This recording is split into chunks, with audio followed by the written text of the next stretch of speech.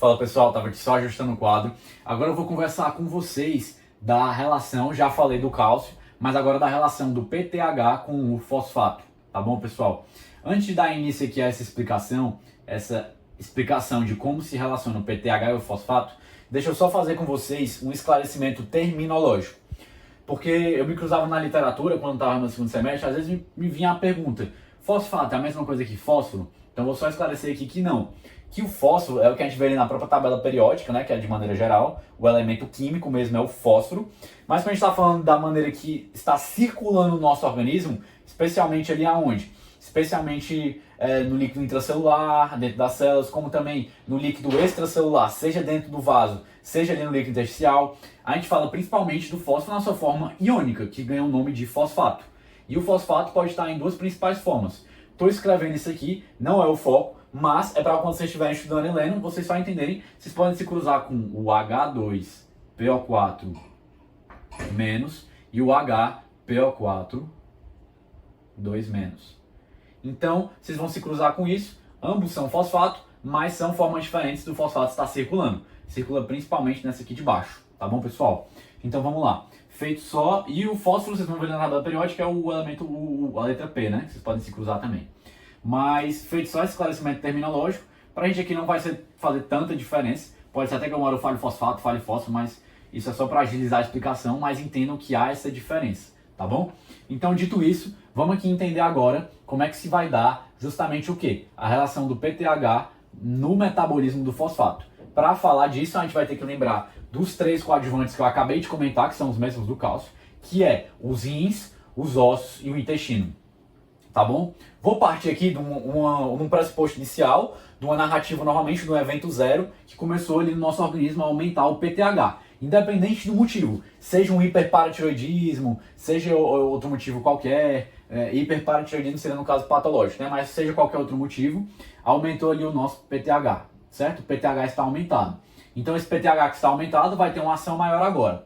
Eu vou deixar os rins por último, talvez vocês entendam já por quê. Vou partir aqui primeiro para os ossos. Esse PTH vai agir nos ossos e vai fazer o quê? Como a gente já viu agora nessa questão do cálcio, tá bom?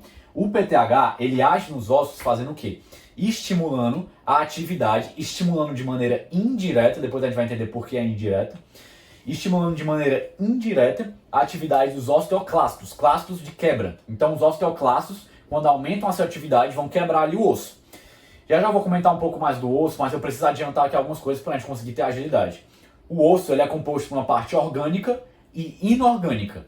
A parte inorgânica do osso é composta principalmente por sais de hidroxiapatita. Também tem outros, mas esse é o principal.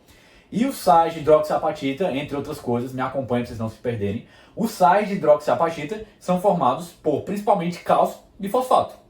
Então, se eu estou quebrando o osso, eu estou quebrando também, consequentemente, uma das porções do osso, que é a porção inorgânica. Quebrando a porção inorgânica, principalmente os sais de hidroxiapatita, eu vou ter uma liberação tanto de cálcio como de fosfato. Então o que vai acontecer? Se eu tenho um aumento dessa atividade dos osteoclastos, da quebra do osso, eu vou ter um aumento da liberação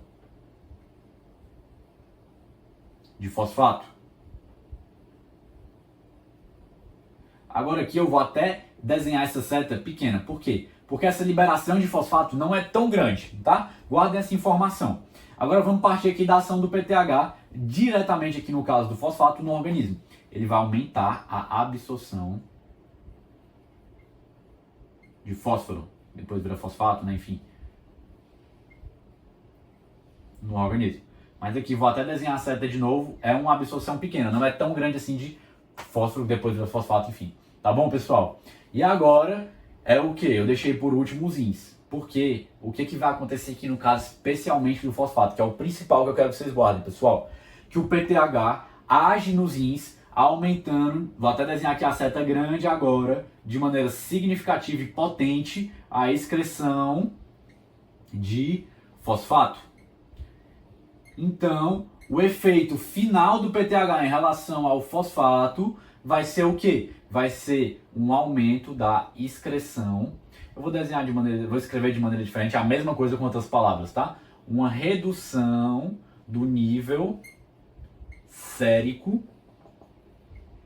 de fosfato. O termo técnico disso é hipofosfatemia. Emia, aquele sufixo que eu já vi com vocês em outras aulas, significa o nível de uma determinada substância no sangue. Então vai ser uma hipofosfatemia, tá bom? Porque dá uma redução do nível sérico de fosfato quando há uma ação significativa do PTH. Vamos entender por quê? Porque, apesar de a ação do PTH nos ossos e no intestino estimularem um aumento ali no sangue, no líquido ali do nosso organismo, um aumento leve do fosfato, a ação nos rins, o aumento da excreção é muito mais potente. Então, mesmo que aqui haja isso daqui, vai haver ali um aumentozinho do fosfato, mas logo em seguida esse aumentozinho já está sendo excretado porque a excreção é muito mais significativa. Então, no balanço final, a gente vai ter o quê? Uma redução do nível sérico de fosfato, que pode dar uma hipofosfatemia, que seria, eu teria que ver os valores de referência, né? Mas se os níveis ficam muito baixos, é uma hipofosfatemia, tá bom, pessoal? Então, que fica um baixo nível de fosfato no sangue. Então, é isso que eu queria comentar rapidamente do PTH com vocês em relação ao fosfato.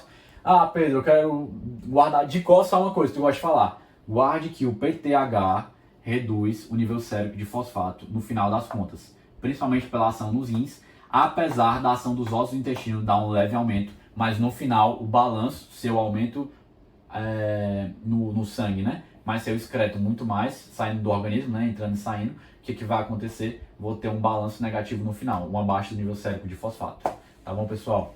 Então, é isso que eu queria comentar com vocês agora sobre o PTH e o fosfato, beleza?